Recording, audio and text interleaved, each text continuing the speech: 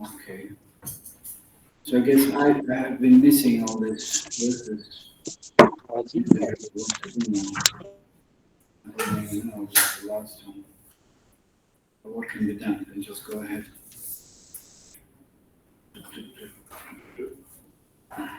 Okay. Krishna Vasha Karibhena Kum Aradhane Vicharit Eka Shloka Arila Anga Mane.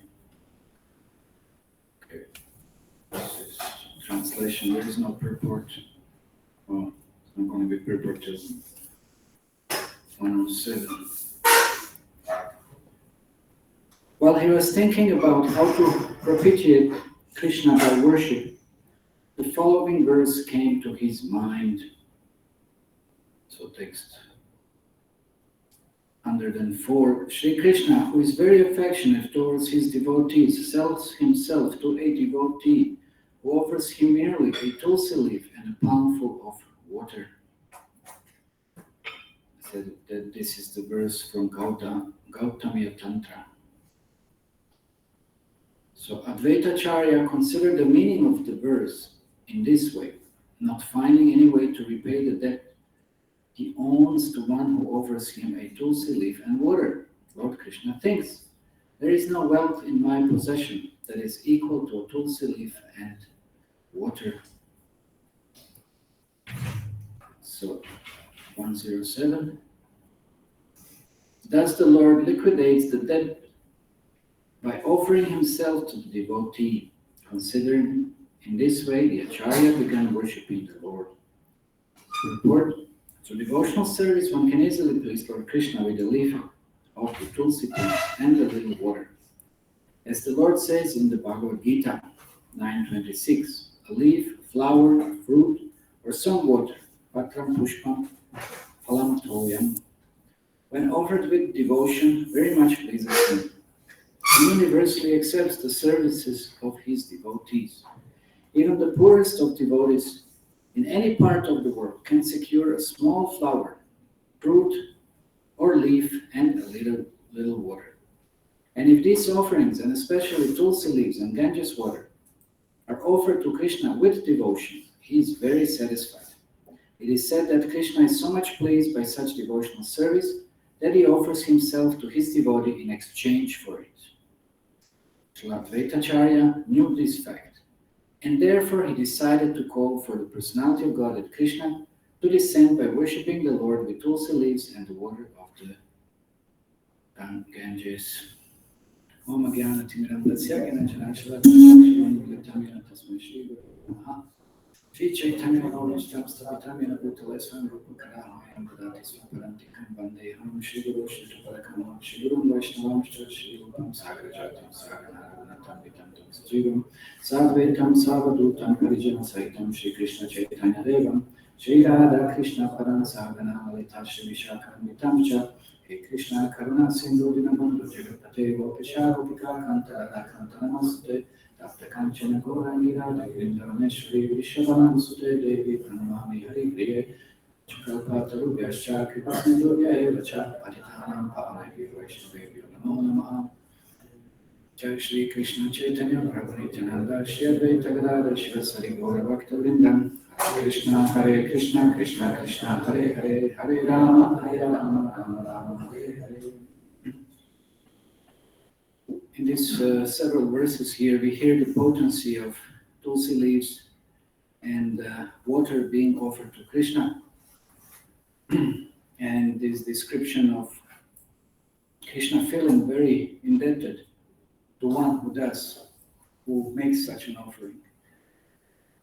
Most often when we discuss this verse from Srimad Bhagavad Gita, Patram Pushpam Phalam Toyam, Bhakti Prajati, that what does that mean? That Krishna is satisfied with a little leaf, fruit, water, something simple. It is not that this is the only thing that should be offered to Krishna.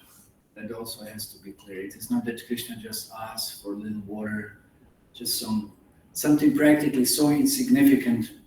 But what Krishna is really looking for, what Krishna really desires, it's a love of a devotee. That is what he's looking for. And of course, then, in that sense, if a devotee can offer so many much more greater things even, then Krishna will definitely accept that as well.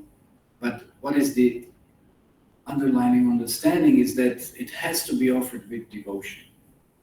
Let's say somebody even offers, of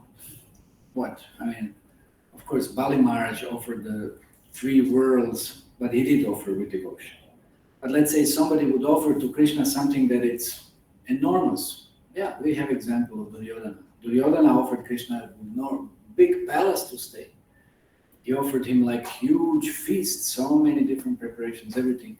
And did Krishna go to Duryodhana's palace? Did Krishna take Duryodhana's feast? And no, he went to Vidura's place.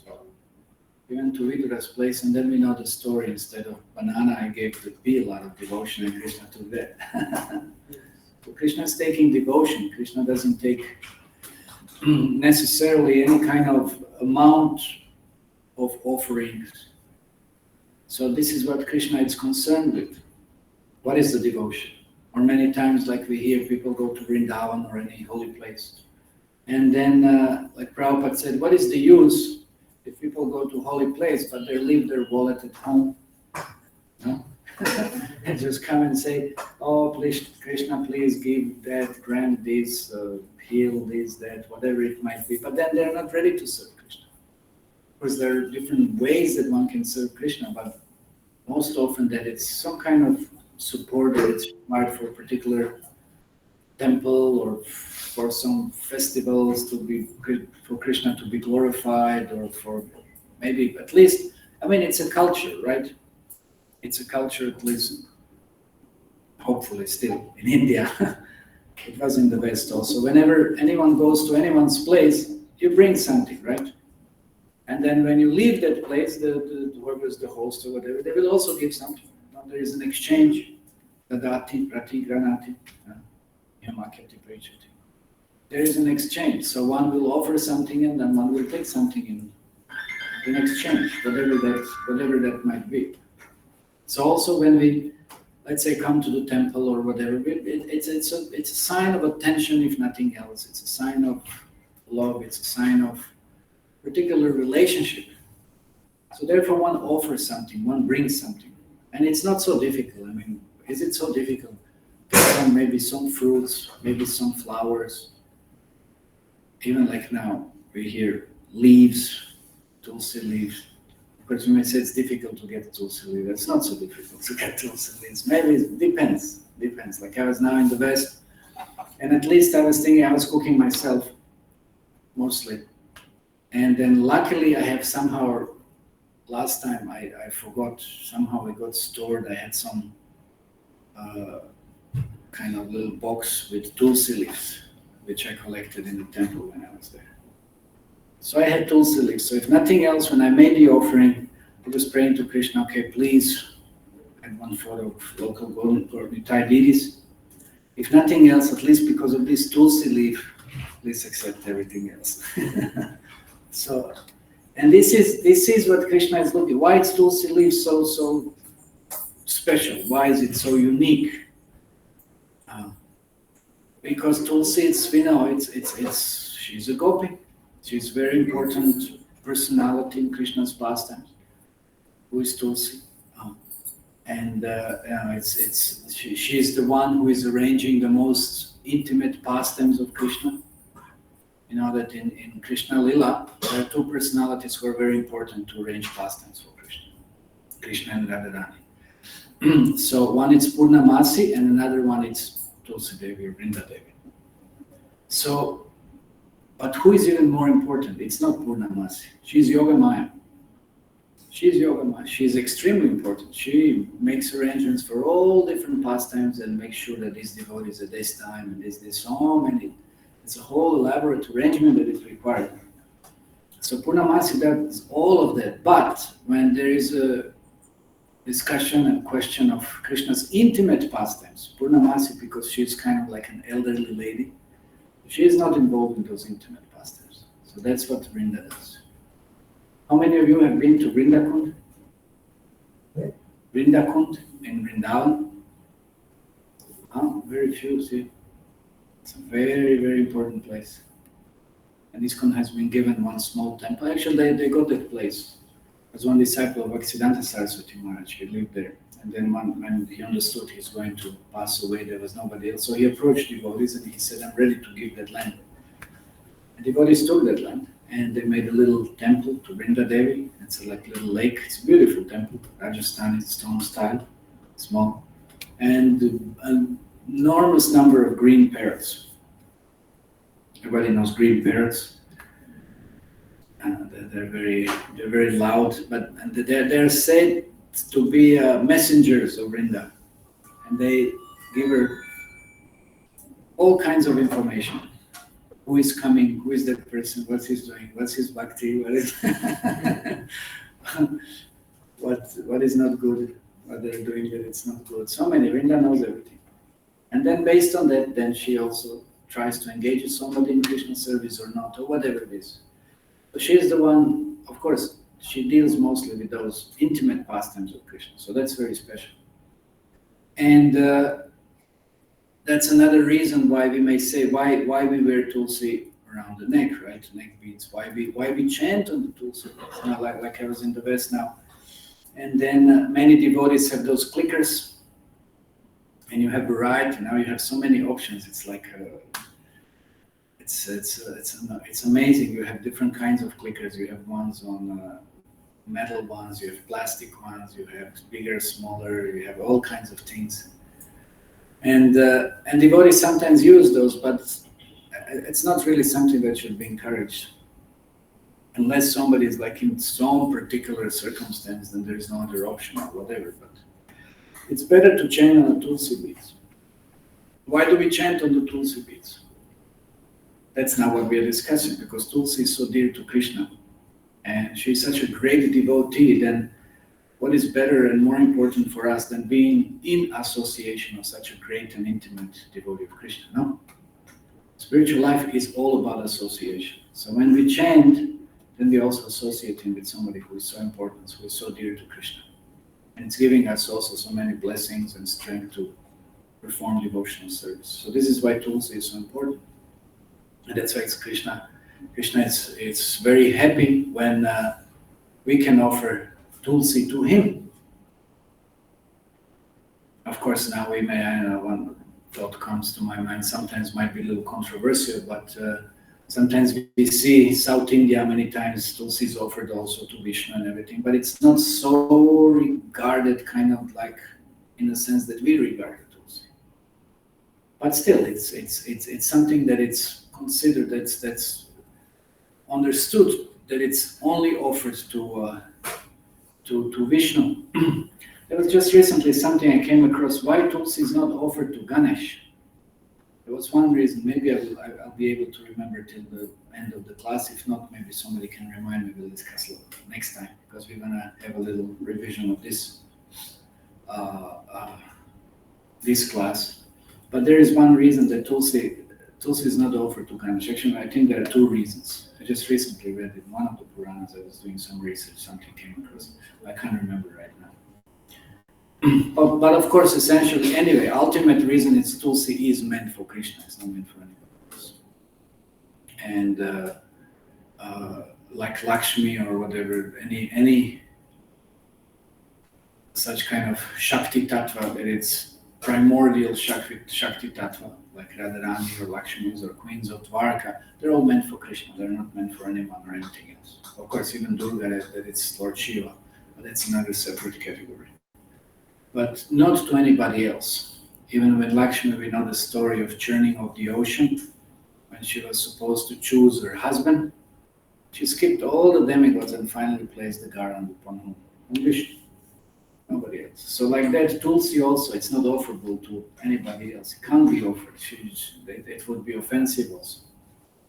It's not a good idea. So tulsi is only offered to Krishna. Therefore, Krishna is so happy and satisfied when we offer some tulsi leaf.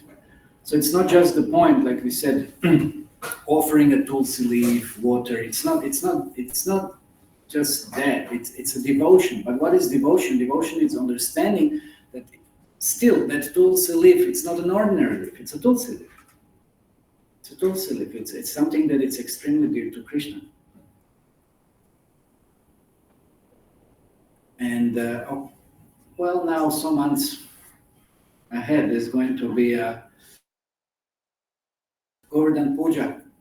And on Govardhan Puja, so many different kinds of like hills or mountains of prasadam are offered to Krishna, right? I mean, as much as possible. We're also going to have in our courtyard down, we're going to have so many tables set, so that so many different kinds of little hillocks of prasadam will be made. All kinds of things, and then later that will be carried around and distributed.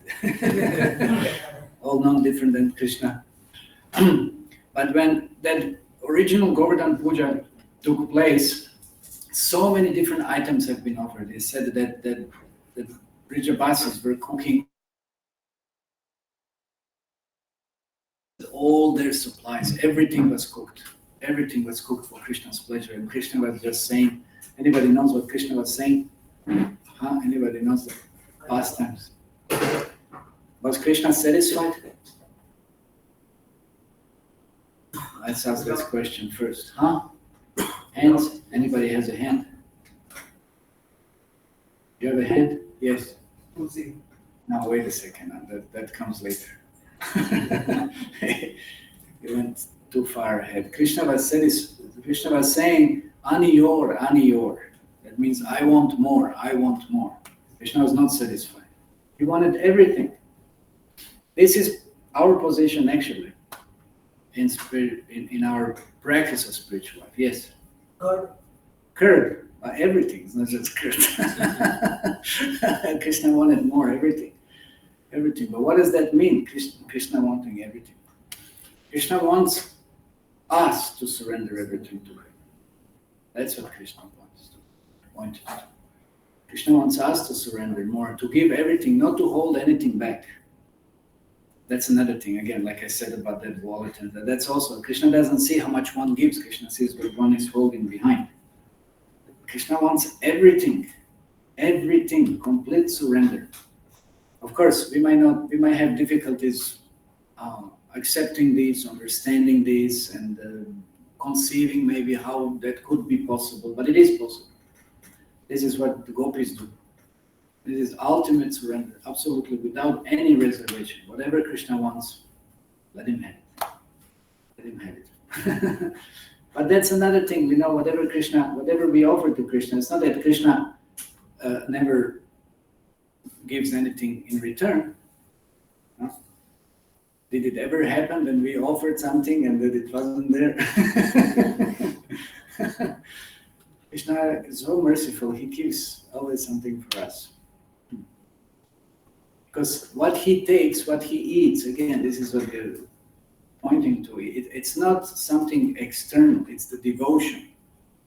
He eats the devotion. He doesn't need this preparation or that preparation, no matter how it could be made or this and that. He's looking what is the devotion behind. So this is why I said when I was cooking, I was trying, and I was, at least meditating. I was like, okay, Krishna, if nothing else, please take these tools. Just take a look at the tools. There's nothing else. So at least that much, whatever that kind of attitude should be there. So that Krishna perceives some kind of devotion. Because I notice sometimes there is a tendency when there has to be some fast, or for whatever reason, maybe somebody's coming or something, whatever, or you have to rest somewhere, or whatever it might be going on. And then sometimes mind can be very tricky and non-devotional, and it may say, okay, let's offer something quickly, just like maybe some fruit. So there is no requirement of making like more elaborate offering, invest more time and energy. But then we understand that it's just really mind who doesn't want to be devotional mind. And there is not much devotion there. Okay, we may offer fruit, like sometimes what the devotees do. I've seen this. I've seen sometimes in the train, they buy some fruits and take some fruits, or they don't even wash them. no? And then they start eating without offering. So that's terrible. That's terrible. We should offer everything. We should offer everything we receive that it's new, everything we buy, everything at least we should offer to Krishna, somehow or other. That is a nice attitude then. And because of that attitude, one can advance in the spiritual life. Whatever it may be. Somebody gets new chapels, somebody gets new clothes, somebody gets anything, whatever it might be, That should be, preferably, it would be very nice, it would be very good if we can offer everything. Let's say, okay, Krishna, thank you very much for whatever these new things it is. I'm expecting 1 bucket tomorrow, maybe I'll receive. I'll take that bucket. I won't put tulsi. I'll say, okay, Krishna, please, you don't put tulsi on bucket, that's a different thing. I say, okay, Krishna, thank you for this bucket. Something like it. At least we remember Krishna, no? Something like that. So yes, so there might be that tendency that we kind of do some offering very fast, like sometimes devotees say, Shri Vishnu, Shri Vishnu, Shri Vishnu, Hari Bol, we start eating.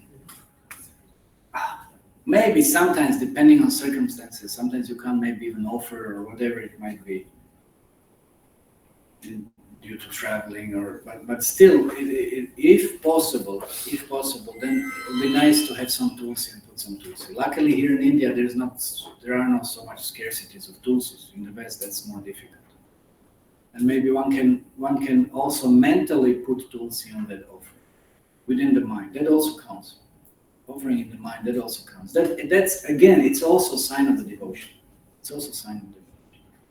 So that's nice. So that's why tulsi, yes, so let's complete this pastime of Govardhan. So when Krishna was asking for more and more and more, he just completely exhausted all the supplies that Brajavasi said. That it said they could feed I don't know what amount of people and how many times, and Krishna was just eating, because there were 2 Krishnas. There was a small Krishna, there was one big Krishna, which was no different than Govardhan again.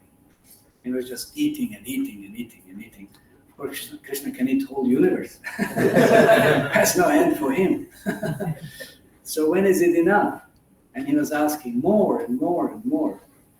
And he was so hungry, and he was so much relishing all the rice that devotees cooked, and sabjis and pakoras, and okay, I won't continue. There's something all kinds of sweets and everything. Just Krishna was eating. And then devotees were like Brajavasis, what to do now? Everything is finished. And he's still asking for more. What can we do now? It's like in devotional life also. We try to surrender. And still Krishna is asking for more. And then those devotees sometimes say, what can we do? What can we surrender to Krishna? What can we give to Krishna? And then, fortunately, somebody was very thoughtful, and then they said, okay, the tulsi is there. Let's put tulsi. And then when they put tulsi on the last offering, and then Krishna was fully satisfied. So that's why tulsi is very important. And for this reason, we see that Advaita Acharya understood. He said that that indebtedness that Krishna feels when such kind of a leaf and water is offered, then Krishna will reciprocate. He knew how to catch Krishna. He knew how to call Krishna, to invoke Krishna. So that's why tulsi leaf is very essential. And then, of course, water, it's not again just some kind of any ordinary water. It is Ganga. Ganga is not ordinary. Ganga is also Gopi in the spiritual world. Ganga is also arranging and facilitating so many different pastimes of not necessarily Krishna, but Chaitanya Mahaprabhu, which is also in Golok Vrindavan. So Ganga is also very important. So with Tulsi and Ganga, how could Krishna refuse anything? And that devotion that Advaita Acharya, of course, had. So this is how Krishna was compelled. He was obliged practically to appear on these calls of Advaita Acharya. So that's why Srila Prabhupada points out here, and as it said in the verse itself, that the Lord, 107, that the Lord liquidates the debt by offering himself to the devotee. So we did this understanding of Advaitacharya, made the offerings. And then Srila Prabhupada points out that anyone can do this. Yeah. Anyone can do this. So it's not that it's not possible, but it takes little devotion, and we shouldn't be lazy about it. At least little water, little leaves, something we can offer. Of course, again, with the idea that let it be for the pleasure of Krishna, not just kind of doing it in a just very mechanical way. So it is said that Krishna is so much pleased by such devotional service that he offers himself to his devotee in exchange for it. So Krishna is just so indebted. Practically, this is how Krishna is purchased. This is how we can, or no, that's not the idea. That's not what we should kind of aspire for. That we should now offer something and then Krishna will be at our disposal and then we can control Krishna. No, but that's what the gopis do, but with love and devotion. And when Krishna sees that love and devotion, then Krishna is fully surrendering unto them. So this is what Advaitacharya knew, and therefore he decided to call for Krishna to descend by worshipping him with this water and tulsi leaves. Okay, any comments on this? Tulsi and Ganga and offerings. Any questions? Okay, maybe someone later. Yes. I wanted to tell you that I was a child.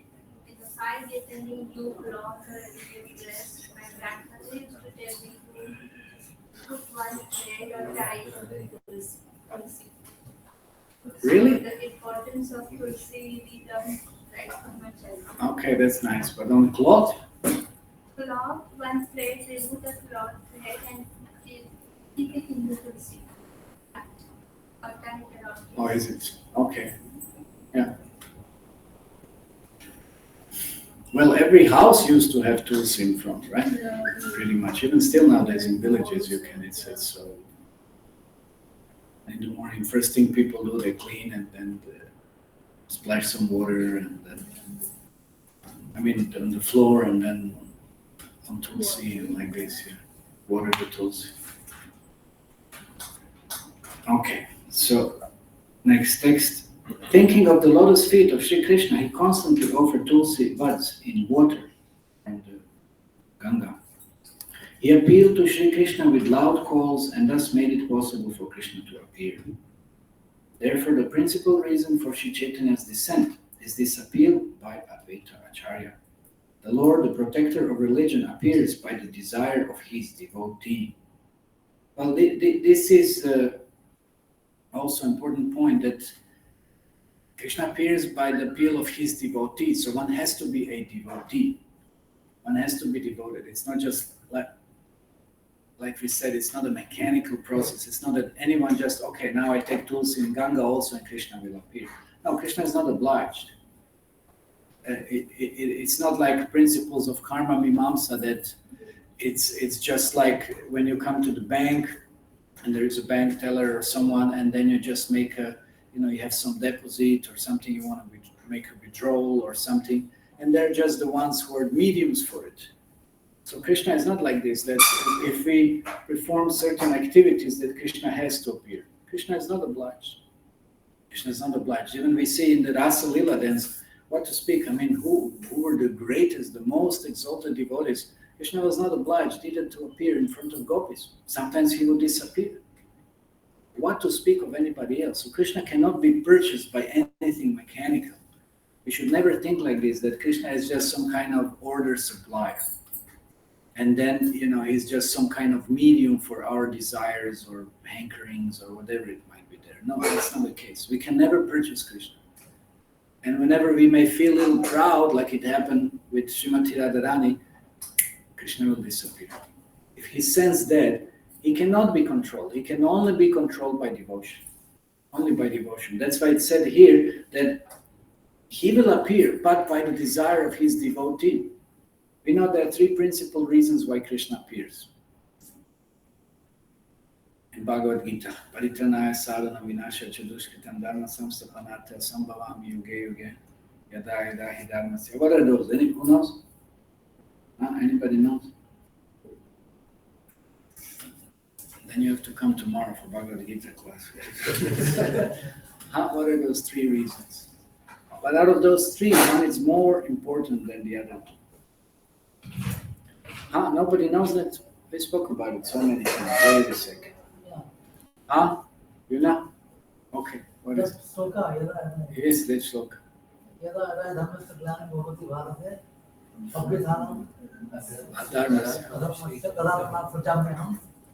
What is this? Okay, what is the translation? What are the 3? Whenever there is an adharma, I appear to protect the citizens and subjects. Protect them now. And I protect the sadhus and I kill the demonic people. Okay. So you said 2. 1 is missing. What is the 3rd one? Display the spiritual world. Okay, but more. No, he said that. Okay, so Krishna comes to reestablish the Dharma.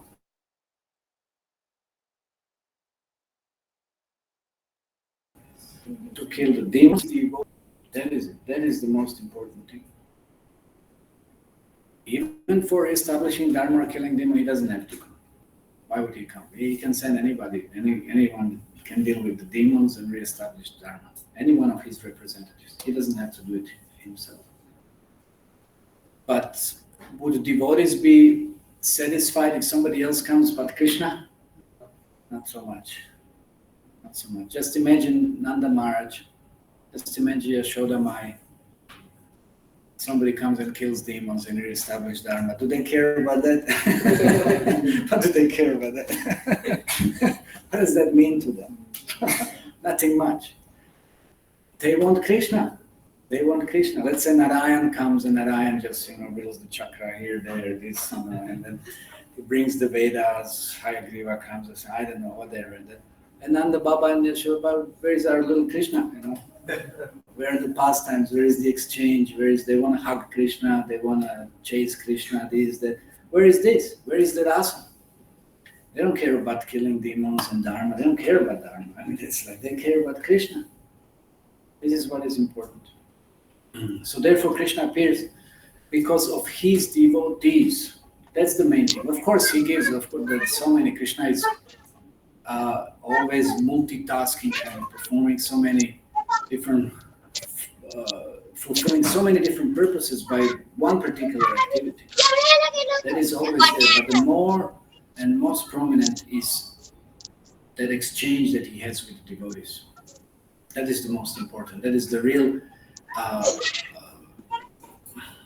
reason that draws his attention, that makes him appear. And that's why here it is said, appears by desire of his devotees, because devotees have that potency of invoking, of attracting Krishna, that desire, that intensity, that practically helplessness. And how can devotee live in this world without Krishna? How is it possible? They can't live like that. This is what we're discussing here. This is Chaitanya Charitamrita. This is what Chaitanya Mahaprabhu epitomized. By his own personal example, at the end of Antya Lila, he showed that what is life, what is madness practically living without Krishna. What is the use of this whole world and universe and everything else if there is no Krishna? That is transcendental madness. The devotee cannot stand this thing. He cannot tolerate, he cannot live without Krishna. It's impossible. How can you live without someone whom you love? Is that possible? People rather choose not to live sometimes. How is that possible? It becomes impossible. So Krishna is the only reason why devotees are existing. And then when they're finally at the verge, and then, like gopis, we hear about gopis that when Krishna had left Vrindavan, but actually never left Vrindavan. It was always in their hearts. It was always in their minds. And sometimes even externally he would appear in the form of a swan, because Radharani would talk to that swan. You won't understand that's Krishna.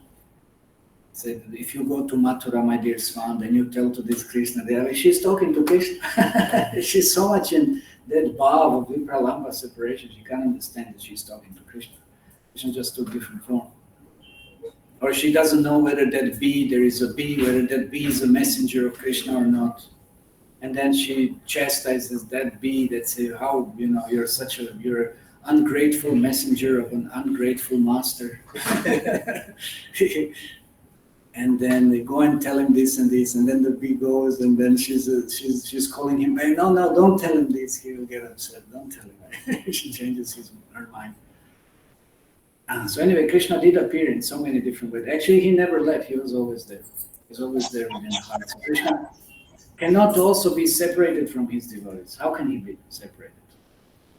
But of course, when they come to that kind of end of so-called existence of life, then Krishna is forced. Krishna somehow, then he makes some arrangement that he makes himself present. He makes himself present. So that's a love. That is bhakti. That is bhakti again. This is like we discussed. That is offering. That is that is the main ingredient through which Krishna is invoked. That love of the devotee, the desire to surrender, to fully dedicate, give absolutely everything without reservation. And this is what can be felt. We know when somebody performs devotional service, when one is completely unreserved, gives his time, gives his energy, how grateful Krishna is. How grateful. And like in Ramayana, whether Hanuman is throwing big mountains in the ocean or that little squirrel, it's throwing some pebbles or something, whatever it be, he's so grateful. Lord Ramachandra is so grateful for any little service one can perform.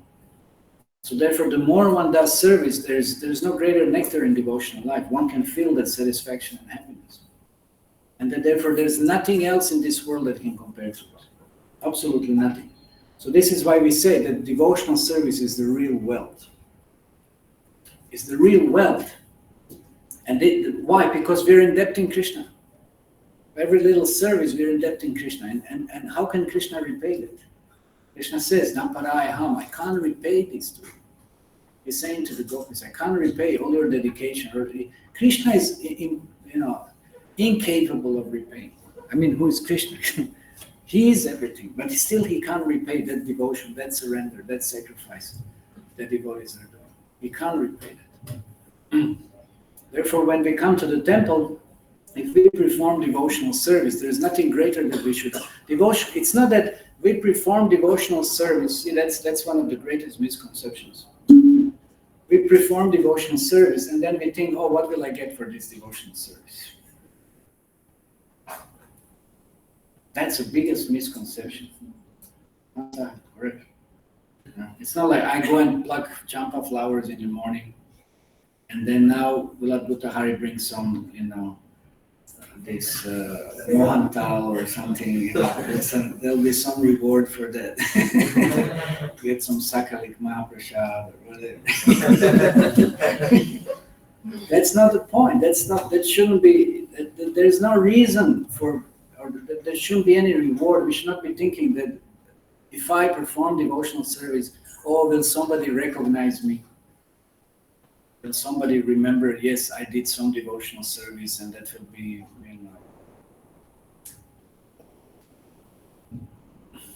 announced everywhere, and everybody will then know that I'm such a great devotee. No, devotional service itself, it's a reward. Devotional service, because when we perform devotional service, we get opportunity to perform even more devotional service. And we get such an incredible pleasure by performing devotional service, because there's nothing better, there's no better activity than performing devotional service. I mean, activity that it's meant for pleasing Krishna. And especially so if that devotional service is unmotivated, that is definition of bhakti, without any tinge of material desire.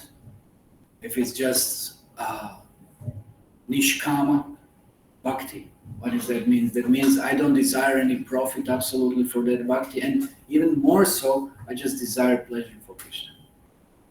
If that is devotional service, then how much more Krishna is pleased? Now, when you do something you don't have to do, how people are surprised and really you can purchase someone. When somebody does something they don't have to do, but still they do it for you. What a feeling that is.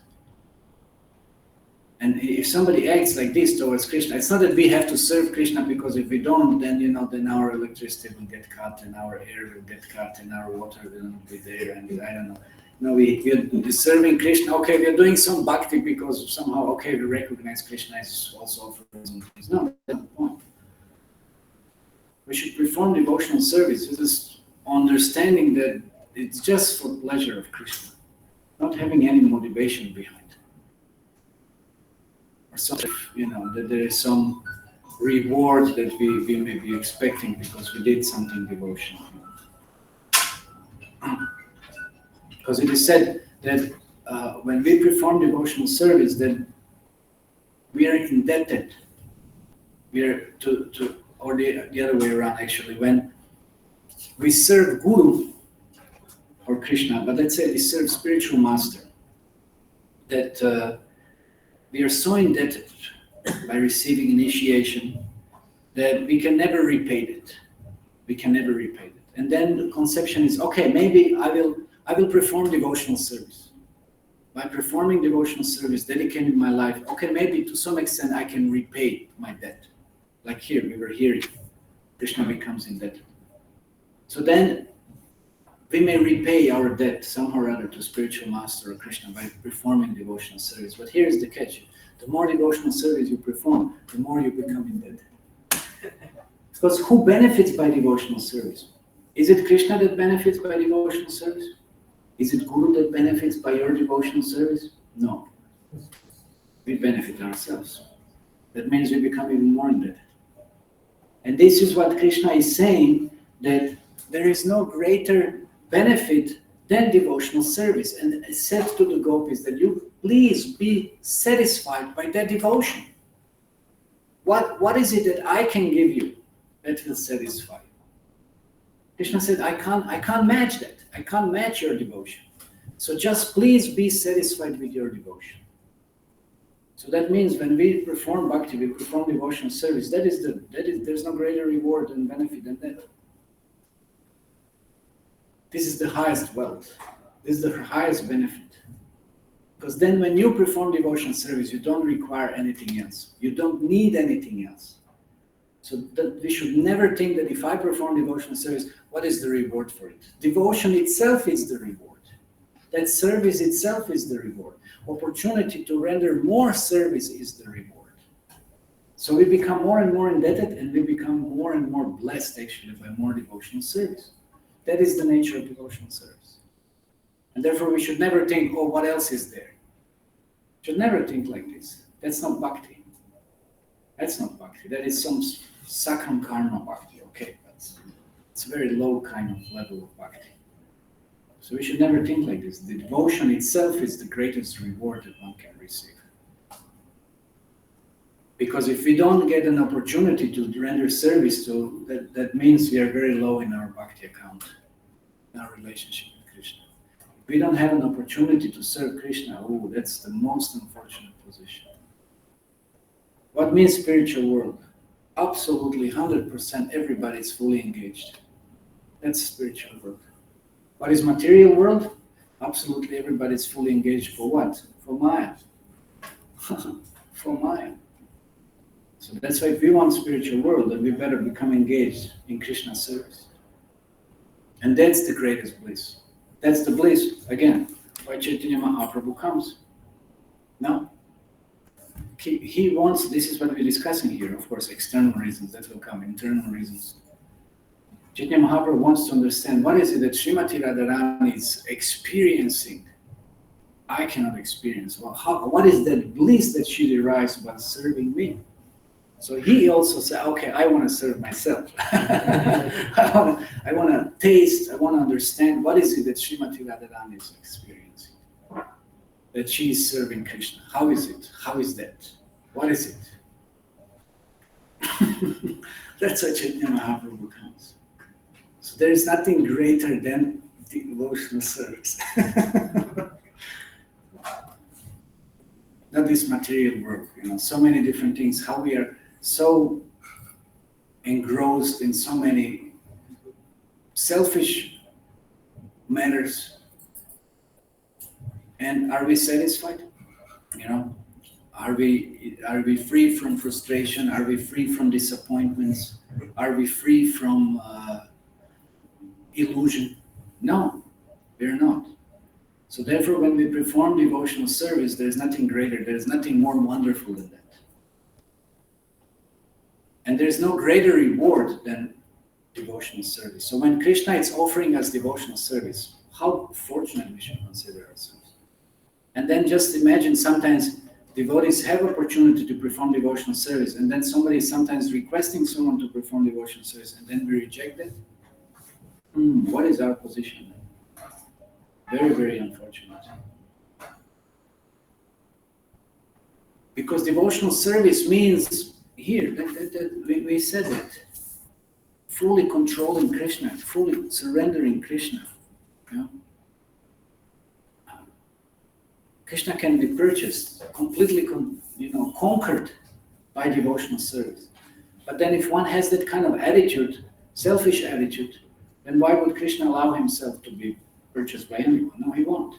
He won't give us devotional service. There are many stories in the Puranas, you will hear, that Krishna is ready to offer everything to someone who is worshipping him. He'll offer him 3 worlds, everything, the whole universe, everything, all karma, yoga benefits, all jnana yoga benefits, all dhyana yoga, anything, whatever, one can become the greatest mystic, whatever. But Krishna will not give devotion. Because devotion is, for whom is it is reserved for? It is reserved for those, again, what you say here, to his devotees. Because why Krishna surrenders to his devotees? Because he has full trust that those devotees, they know what to do in this case, right? Like Mother Yashoda or Nanda Baba. Krishna surrenders fully unto them because he has full trust that they know what to do with me. No? They will protect me, they will care about me, they will nourish me, everything.